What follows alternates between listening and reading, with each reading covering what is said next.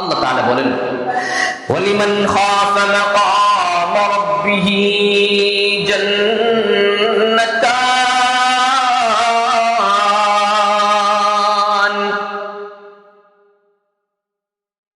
যে ব্যক্তি আল্লাহ রাব্বুল আলামিনকে ভয় করবে তার জন্য দুইটা জান্নাত আল্লাহ তাআলা পুরস্কার রাখছেন।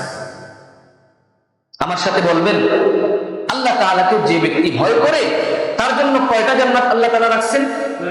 দুইটা জান্নাত রাখছেন, দুইটা জান্নাত। এই সরাসরি আল্লাহ তাআলা কোরআনে কারীমের মধ্যে ঘোষণা দিয়েছেন। আরেক আয়াতে আল্লাহ তাআলা বলেন, ওয়া আম্মা মান খাফা মাকাম রাব্বিহি ওয়া নাহান নাফসা আনিল হাওয়া ফাইন্নাল জান্নাতা হিয়াল মাওয়া।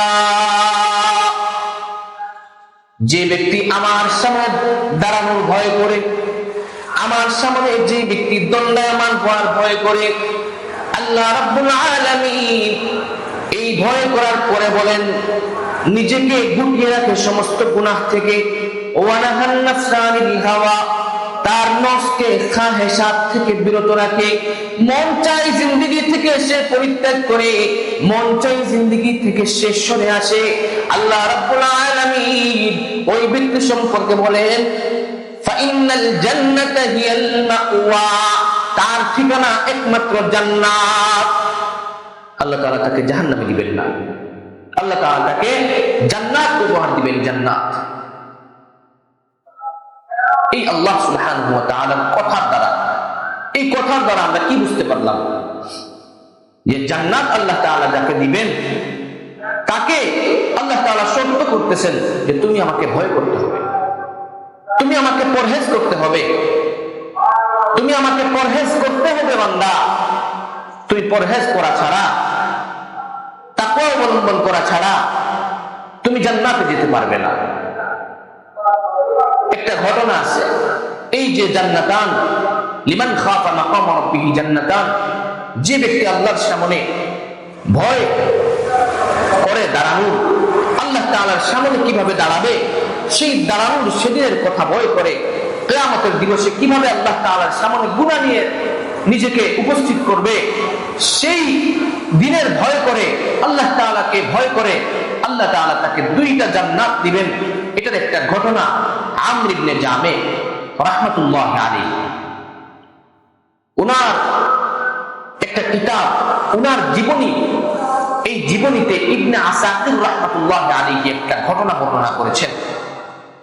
আমর ইবনে জামে রাহমাতুল্লাহি আলাইহি তিনি ছিলেন ওনার জমানার বড় একজন বুজুর্গ। ওনার জমানায় এক যুবক খুব বেশি আল্লাহওয়ালা ছিল, খুব বেশি আল্লাহ তাআলার ইবাদত বন্দেগী করত। সে সব সময় মসজিদে এসে বসে থাকত, এক নামাজের পর আরেক নামাজের জন্য অপেক্ষা করত। আল্লাহ রাব্বুল আলামিনের অত্যন্ত প্রিয় এক বান্দা ছিল। ওই যুবক যখন আল্লাহ রাব্বুল আলামিনের প্রেমে হাবুডুবু খাচ্ছে, প্রতিনিয়ত সে ভালো ভালো কাজগুলো করে যাচ্ছে, মসজিদের সাথে এই যুবকের সম্পর্ক, তার কলিজার সম্পর্ক মসজিদের সাথে, তার দেহের সম্পর্ক মসজিদের সাথে, তার আত্মার সম্পর্ক মসজিদের সাথে, তার সব কিছু যখন দিয়ে আল্লাহ রাব্বুল আলামিনের সামনে দাঁড়াতো, তখন আল্লাহ রাব্বুল আলামিনের ইবাদতের মজা সে পেত। ওই যুবককে একটা যুবতী বহু দিন ধরে সে চেষ্টা করতেছে এই যুবকের ঈমানকে কিভাবে নষ্ট করা যায়। সে তার খারাপ মনের বাসনা নিয়ে ওই যুবককে অনেক দিন ধরে চেষ্টা করতে করতে এক পর্যায়ে, মানুষ সব সময় দেখবেন আল্লাহ তাআলার ইবাদত করে, কিন্তু করলেও মানুষ তো মানুষই, মানুষের মধ্যে একটা ভুল চলে আসে। কারণ আল্লাহ তাআলা আমাদেরকে স্মরণ করে দিয়েছেন, কোরআনে কারীমের মধ্যে আমাদেরকে বলে দিয়েছেন যে ইন্নাহু লাকুম আদুব্বুম মুবিন, শয়তান তোমাদের প্রকাশ্য দুশমন। আল্লাহ রাব্বুল আলামিন শয়তান থেকে আমাদেরকে পানা চাওয়ার কথা বলেছেন। আল্লাহ তাআলা কোরআনে কারীম যখন তেলাওয়াত করব তখন বলে দিয়েছেন ফাস্তাঈদ বিল্লাহ, তখন তুমি শয়তান থেকে পানা চাও। আমরা ওই জন্য কোরআনে কারীম তেলাওয়াত করার সময় বলি আউযু বিল্লাহি মিনাশ শাইতানির রাজীম, হে আল্লাহ আমি আপনার কাছে বিতাড়িত শয়তান থেকে, রাজিম শয়তান থেকে, যেই শয়তানকে আপনি বিতাড়িত করে দিয়েছিলেন, যেই শয়তান ছিল আপনার বড় একজন আবেদ, বড় একজন বান্দা ছিল, বড় একজন আবেদ ছিল, বড় একজন খাঁটি খাস দিলওয়ালা মানুষ ছিল, কিন্তু ওই শয়তান আবেদ ছিল, কিন্তু আল্লাহ রাব্বুল আলামিন তার অহংকারিতার কারণে তাকে জান্নাত থেকে বের করে দিয়েছিলেন, তাকে আল্লাহ রাব্বুল আলামিন নিজের থেকে বের করে দিয়েছিলেন। এজন্য শয়তানকে বিতাড়িত বলা হয়। ওই শয়তান কি করেছে? ওই যুবকের মধ্যে বারবার ওই যুবকের মধ্যে প্রবেশ করে ধোঁকা দেওয়ার চেষ্টা করেছে। চেষ্টা করতে করতে এক পর্যায়ে ওই যুবককে সে ওই যুবতীর সাথে খারাপ কাজ করার জন্য উদ্বুদ্ধ করে ফেলল। এই যে একটা যুবক, সে মসজিদে আসতো, সে আল্লাহ রাব্বুল আলামিনের প্রেমে হাবুডুবু উঠাইতো, এমন একটা যুবককে যখন এই যুবতী তার খারাপ মনের বাসনা দিয়ে আস্তে আস্তে করে একদিন করে বহুদিন চেষ্টা করার পর শয়তান হঠাৎ করে যুবককে ধোঁকা দিয়ে ফেলল। যুবক যখন সে একটা নির্জন কক্ষে এই যুবতীর সঙ্গে যখন সে একত্রিত হলো, তখন সাথে সাথে ওই যুবক খারাপ কাজ করার সময় হঠাৎ করে একটা আয়াত মনে পড়লো, কোরআনে কারীমের একটা আয়াত আল্লাহ রাব্বুল আলামিন তার মনের মধ্যে উল্লেখ করে দিলেন। সেই আয়াতটা ছিল সূরাতুল আরাফের একটা আয়াত। এই আয়াতের কথা মনে হওয়ার সাথে সাথে সে এই আয়াত পাঠ করা শুরু করলো। সেই আয়াতটা ছিল, ইন্নাল্লাযীনা ইত্তাকাউ ইযা মাসসাহুম তাঈফুম মিনাশ শাইতানি তাযাক্কারু ফাইযা হুম মুবসিরুন। নিশ্চয়ই যারা আল্লাহ রাব্বুল আলামিনকে ভয় করে, আল্লাহ রাব্বুল আলামিনকে যারা ভয় করে, তাকওয়া অবলম্বন করে, তাদেরকে যখন শয়তানের একটা তাইফ, একটা দল যখন তাদের আক্রমণ করে বসে, শয়তানের একটা দল যখন তাদেরকে পথভ্রষ্ট করতে চায়, আল্লাহ তাআলা বান্দা তখন আল্লাহ রাব্বুল আলামিনকে স্মরণ করে, তাযাক্কারু, আল্লাহ রাব্বুল আলামিনকে স্মরণ করে, ফাইদা হুম মুবসিরুন। এই আল্লাহ রাব্বুল আলামিনকে যখন তার বান্দা স্মরণ করে, তখন তার চোখ খুলে যায়, তার চোখ খুলে যায়, তার অন্তর খুলে যায়। সে মনে করে যে আমি কি করতেছি, আমি আল্লাহ রাব্বুল আলামিন দেখতেছেন, আমাকে আল্লাহ রাব্বুল আলামিন দেখতেছেন, এরপরও আমি এই কাজটা কিভাবে করব। এই যুবকটা তখন কোরআনে কারীমের এই আয়াতটা পড়তে থাকে এবং পড়েই সে বেহুশ হয়ে যায়। যুবতী তার সামনে বসা, আবার তার হুঁশ ফিরল। হুঁশ ফিরার পর ওই যুবক বান্দা, যে যুবক আল্লাহ রাব্বুল আলামিনের প্রেমে হাবুডুবু খাইতো, ওই যুবক যখন একটা যুবতীর সাথে একটি কক্ষে, সে তার হুঁশ ফিরার পর আবার সেই আয়াত তেলাওয়াত করতে থাকে। এই আয়াত তেলাওয়াত করে করে সে আবার মৃত্যুর কুলে একদম ঢলে পড়ে যায়। এখন সে এমন ভাবে অজ্ঞান হয়ে যায়। অজ্ঞান হওয়ার পর সেই ব্যক্তি, যুবক আর উঠে না, সেই যুবক আর দাঁড়ায় না।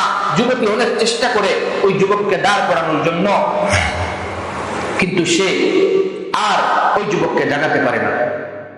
তখন দেখা যায় ওই যুবতী পালিয়ে যায়, কারণ সে তো এই যুবকের ঈমানকে নষ্ট করার চেষ্টা করেছিল, কিন্তু নষ্ট করতে পারে নাই। ওই যুবক যখন মৃত্যুবরণ করে, মৃত্যুর পর এলাকার মধ্যে মানুষ জানে যে যুবকটা এমনিতে মৃত্যুবরণ করছে। যুবকের মৃত্যুর কোনো কারণ মানুষ ধরতে পারে না। শেষ যুবকের জানাজা হয়ে যায়। জানাজা হওয়ার পর আমর ইবনে জামির রাহমাতুল্লাহি আলাইহি, ইবনে আসাকির রাহমাতুল্লাহি আলাইহি ওনার জীবনীতে এটা আনছেন। এটা অনেক সুন্দর একটি ঘটনা, যেটা ওয়ালিমান খাফা মাকাম রাব্বিহি জান্নাতান এর আলোকে এই বয়ানটা করা হয়। এজন্য আমর ইবনে জামির রাহমাতুল্লাহি আলাইহি এলাকায় আসলেন। যুবকের মৃত্যুর ঘটনা শোনার পর আসলেন, এসে তিনি তার জানাজা, তার কবরের উপর জানাজা পড়লেন। কারণ ওই যুবকটা মারা গিয়েছিল, জানাজাও হয়ে গিয়েছিল।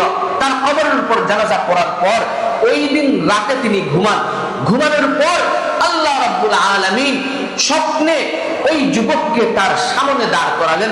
তিনি জিজ্ঞেস করলেন, হে যুবক, তুমি তো অনেক বেশি ইবাদত বন্দেগী করতে, তুমি তো অনেক বেশি আল্লাহ তাআলার গোলাম ছিলে, নিজেকে আল্লাহ রাব্বুল আলামিনের গোলাম হিসেবে এত বেশি নিমজ্জিত করেছিলে যে সব সময় তুমি প্রায় সময় মসজিদের মধ্যে বসে থাকতে, প্রায় সময় তুমি এক নামাজের পর আরেক নামাজের অপেক্ষা করতে থাকতে। বলতো আল্লাহ রাব্বুল আলামিন তোমার সাথে কি মুআমালা করেছেন? তুমি তো মৃত্যুবরণ করেছো, আল্লাহ রাব্বুল আলামিন তোমাকে কোন অবস্থায় রেখেছেন তুমি একটু আমাকে বলো। ওই যুবক তখন বলেছিল আল্লাহ রাব্বুল আলামিন তার ওয়াদা পালন করেছেন।